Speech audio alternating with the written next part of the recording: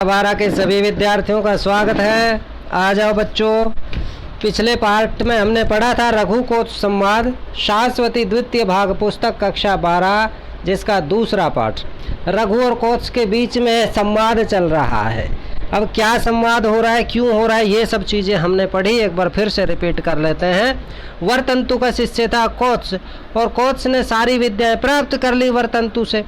और अंत में जब विद्या प्राप्त कर ली, बारी आई गुरु दक्षिणा की। गुरुजी ने कहा, बेटा तेरी गुरु दक्षिणा माफ।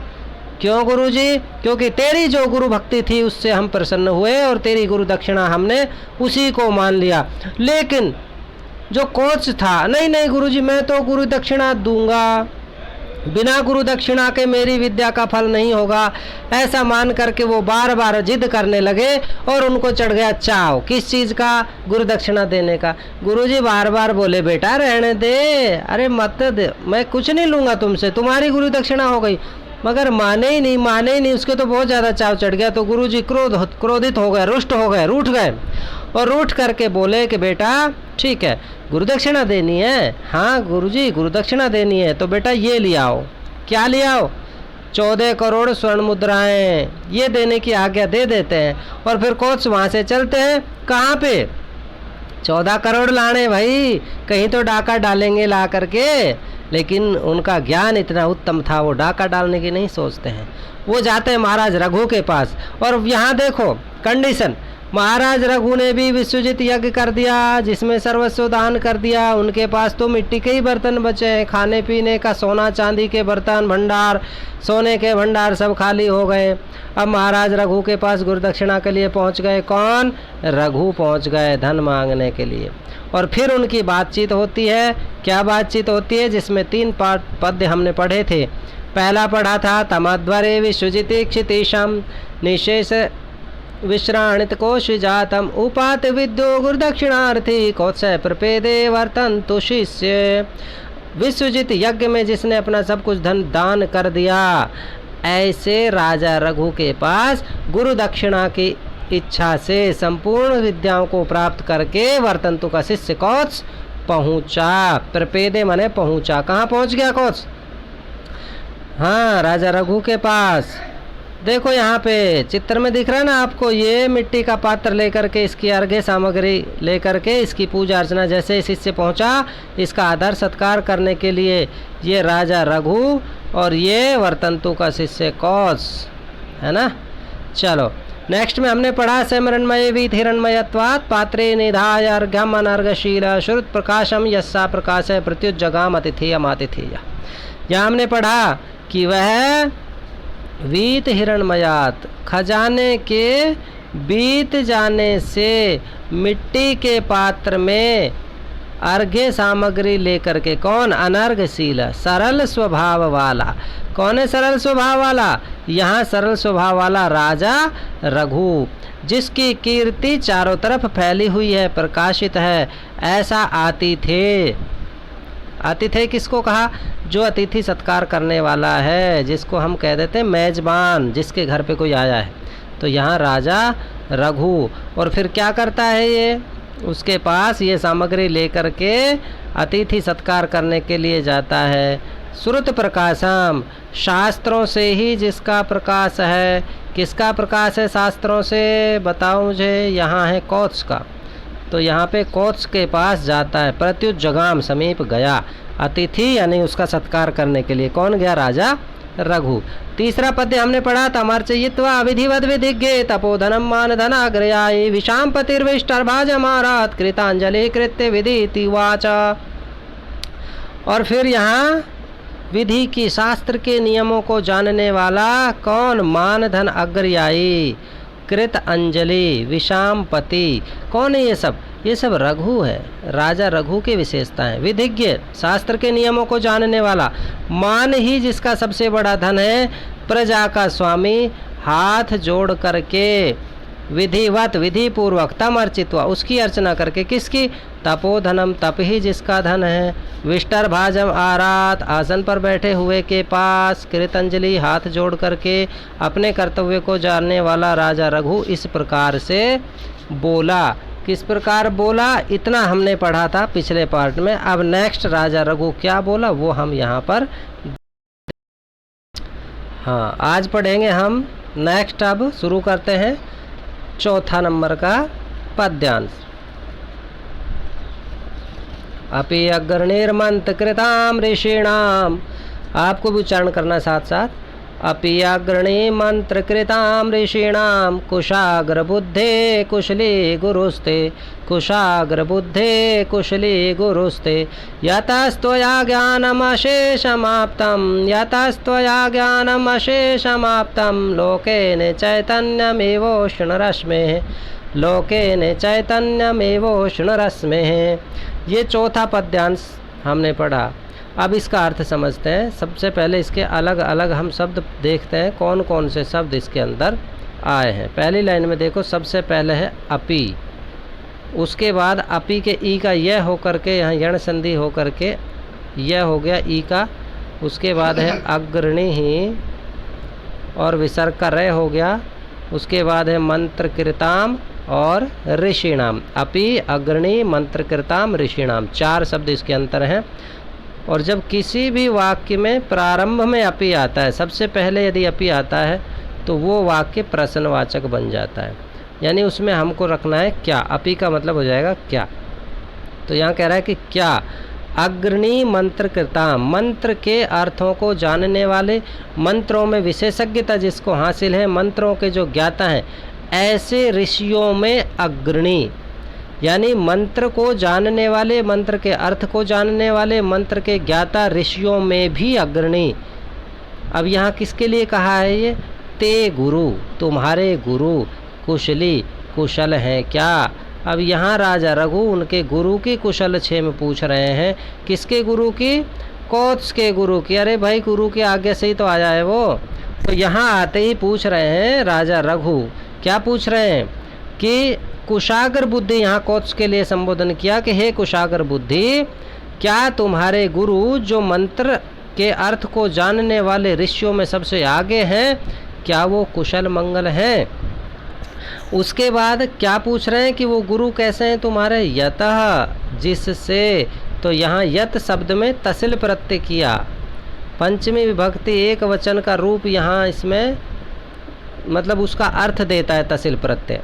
तो यत प्लस तसिल करके बन जाएगा यतः, जिससे, तोया तुम्हारे द्वारा, अशेषम ज्ञानम आप्तम, अशेषम माने संपूर्ण लेटोगे, ज्ञानम माने ज्ञान को, आप्तम माने प्राप्त किया गया, जिससे तुम्हारे द्वारा संपूर्ण ज्ञान को प्राप्त किया गया। क्या तुम्हारे ऐसे गुरु मंत्रकृत ऋषियों में अग्रणी कुशल हैं? और क्या कहा? लोकेन चैतन्यम इवोषण रस में है। तो लोकेन, अब वो गुरु से तुमने कैसे ज्ञान प्राप्त किया? जैसे उष्ण माने गर्मा गर्म, रश्मि माने रश्मि यानी किरणें। तो गर्म किरणें किसकी होती भाई? उष्ण रश्मि। यहाँ कहा गया सूर्य को, ये सूर्य का पर्यायवाची है उष्ण रश्मि। अब यहाँ देखो, चैतन्यम इव उष्ण रश्मि, इनको मैं अलग अलग लिख देता हूँ एक बार तुम्हारे समझने के लिए। चैतन्यम इव उष्ण रश्मि है, ये रश्मि शब्द का 5वीं विभक्ति का एक वचन का रूप है, रश्मि है। तो चैतन्यम इव उष्ण रश्मि है। इव माने जिस प्रकार से, उष्ण रश्मि है सूर्य से, लोकेन संसार के द्वारा, चैतन्यम चैतन्य प्राप्त किया जाता है। जिस प्रकार से ये संसार सूर्य से ही तो चैतन्य है भाई, ये पूरा जीव जगत सूर्य से ही तो चल रहा है, सूर्य से ही चेतनता है, सूर्य से ही प्रकाश है। तो जिस प्रकार से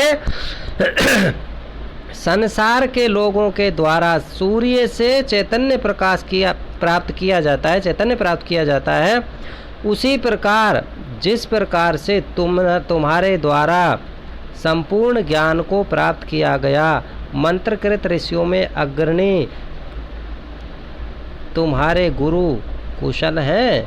हे श्रेष्ठ बुद्धि वाले, हे कुशाग्र बुद्धि वाले, जिस प्रकार से लोग सूर्य से प्रकाश को प्राप्त करते हैं, उसी प्रकार तुम्हारे द्वारा अपने गुरु से संपूर्ण ज्ञान को प्राप्त किया गया। मंत्रकृत ऋषियों में, मंत्रों को जानने वाले ऋषियों में अग्रणी क्या तुम्हारे गुरु कुशल मंगल हैं? ऐसा चौथे श्लोक का अर्थ हो जाएगा। नेक्स्ट पद्य हम पढ़ते हैं। अगर समझ में नहीं आता है, आपको एक बार से नहीं लग रहा, आप 2 बार देखो वीडियो को, 3 बार 4 बार 5 बार। लॉक थोड़ी लगा रखा है भाई, मैंने ताला थोड़ी ठोक रखा है इसमें। आप 6 बार देखो ना, जब तक समझ में नहीं आए तब तक देखो, आपको आ जाएगा समझ में। नेक्स्ट 5वां पद्य हम पढ़ते हैं। तवार्हतो नाभिगमेन तृप्तम, तवार्हतो नाभिगमेन तृप्तम, मनोनियोग क्रियायोत्सुकम में, मनोनियोग क्रियायोत्सुकम में, अपि आज्ञया शाशुरात्मना वा, अपि आज्ञया शासितुरात्मना वा, प्राप्तोऽसि संभावयितुं वनान्मा, प्राप्तोऽसि संभावयितुं वनान्मा। अब यहाँ क्या कह रहे हैं? राजा रघु ही बोल रहे हैं अभी भी। क्या कह रहे हैं? तव तुम्हारे, तव माने तुम्हारे, छठी विभक्ति का एक वचन होता है युष्मत शब्द का। तव अर्हते पूजा के योग्य, पूजनीय, प्रशंसनीय, अभिगमेन आने मात्र से, न तृप्तम नहीं है तृप्त। कौन? मैं मन है, मेरा मन। जो मेरा मन है वो आपके आने मात्र से तृप्त नहीं है।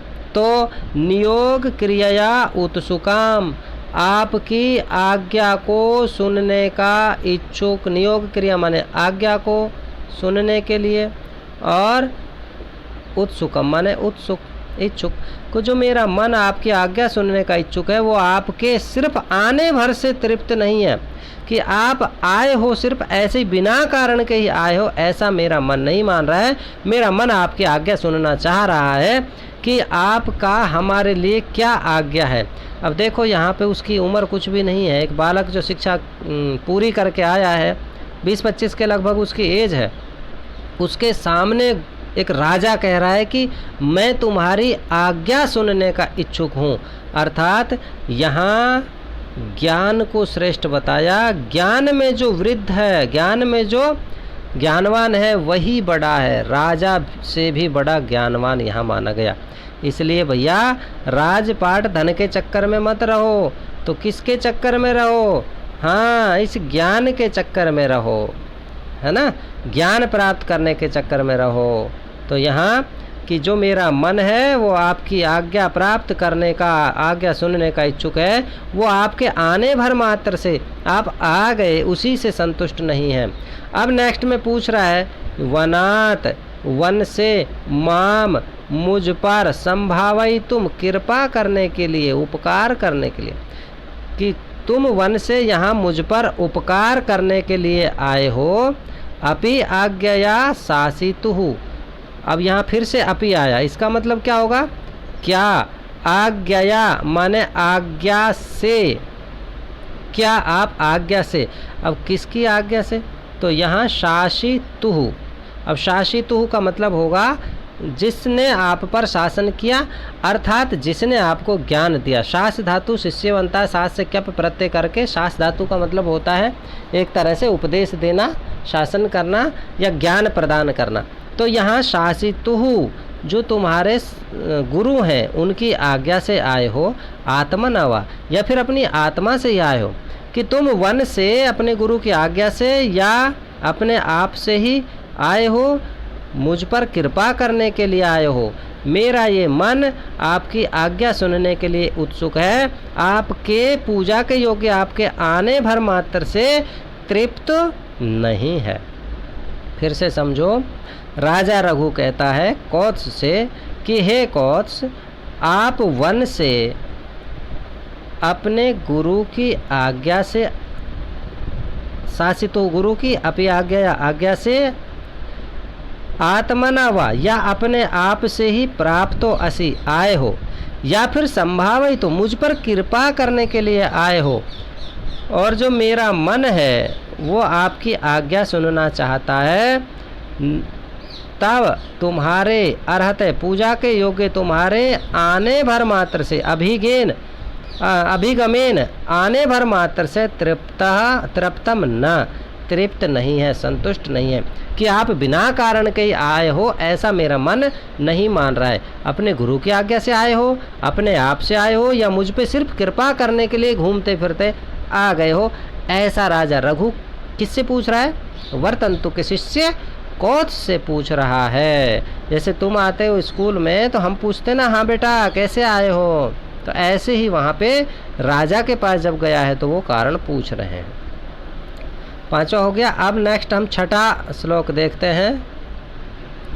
इति अर्घ्य पात्रानुमित व्ययस्य, इति अर्घ्य पात्रा अनुमित व्ययस्य, मैंने अलग अलग करके पढ़ दिया, आप समझ लो।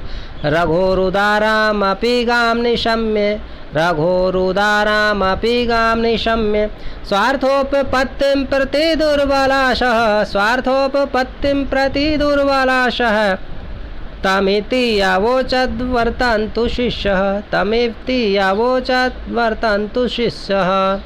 अब यहाँ पे देखो, इति ऐसा, जब कोई वाक्य समाप्त होता है तो इति आता है, या जब कोई वाक्य प्रारंभ होता है तो वहाँ भी कई बार इति आ जाता है। इति अर्घ्य पात्र, अर्घ्य पात्र, पात्र के बाद है अनुमित, अनुमित, उसके बाद है व्ययस्य। हाँ, अब इन चारों शब्दों का, पांचों शब्दों का हम अर्थ समझते हैं। अर्घ्य पात्र अनुमित व्ययस्य इति ऐसा। अब देखो वहाँ क्या हुआ कि जो राजा रघु था वो क्या लेके आया था? अर्घ्य पात्र कौन सा लाया था? किस में सामग्री रख के लाया? मिट्टी के पात्रों में। अर्घ्य सामग्री किसकी थी? मिट्टी। तो अर्घ्य पात्र से ही, अनुमित माने अनुमान लगा लिया, अर्घ्य पात्र से क्या कर लिया? अनुमान कर लिया। किसका? व्ययस्य, खर्च का। अब यहाँ व्ययस्य का मतलब हो गया कि तुम्हारे पास खर्च के लिए क्या सौदा है, क्या चीज़ बची है। धन धान्य का आइडिया किससे लग गया? उसके अर्घ्य पात्र से। किसी के घर पे जाओ और वो आपको पानी पकड़ाए और मिट्टी के बर्तन में पकड़ाए तो समझ लो उसके पास क्या है, अर्थात उसके पास कोई धन बचा हुआ नहीं है। तो अर्घ्य पात्र से ही जिसके धन का अनुमान हो गया है कि उसके पास धन नहीं है। और ये गया किस लिए था? धन के चक्कर में तो गया था। 14 करोड़ तो चाहिए ना इसको। उसके बाद रघो हो, अब इसको भी अलग अलग समझ लेते हैं। दूसरी लाइन में पहला शब्द है रघो हो उदाराम अपि गाम निशम्य। अब इनका भी सबका अलग अलग अर्थ समझ लेते हैं। रघो, रघु की, गाम, उदाराम अपि गाम, उदार भी वाणी को, निशम्य सुन करके, निशम्य माने होता है सुन करके। रघु हो मन, यहाँ पे हो गया रघु की यानी छठी विभक्ति का एक वचन रघु शब्द का। उदाराम गाम, तो गाम का विशेषण है उदाराम। विशेषण विशेष से पूछे कि गाम का विशेषण क्या है तो उदाराम हो जाएगा। और इस प्रकार गाम का उदाराम हो गया उदार वाणी को सुन करके। कौन सुन करके? अब उसकी उदार वाणी सुन करके, किसकी? राजा रघु की। अब पहली लाइन में हमने पढ़ा कि रघु के पास जो पात्र थे उनसे ही उसके धन का अनुमान हो गया। फिर भी रघु की उदार वाणी को सुन करके कि आप आज्ञा करें, किस काम से आप आए हैं। देखो कुछ भी नहीं है, फिर भी कह रहे हैं कि आप आज्ञा करो, आपकी क्या आज्ञा है, आपकी आज्ञा सुनने के लिए मैं उत्सुक हूँ। ऐसी रघु की उदार वाणी को सुन करके, कौन? कोच, है ना, वर्तंतु का शिष्य। अब नेक्स्ट लाइन में स्वार्थ उपपत्तिम प्रति, स्वार्थ उपपत्तिम, यहाँ गुण संधि हो जाएगी। स्वार्थ का ए और उपपत्ति का ओ मिलकर के ओ हो जाएगा। स्वार्थोपपत्तिम प्रति दुर्बलाशः।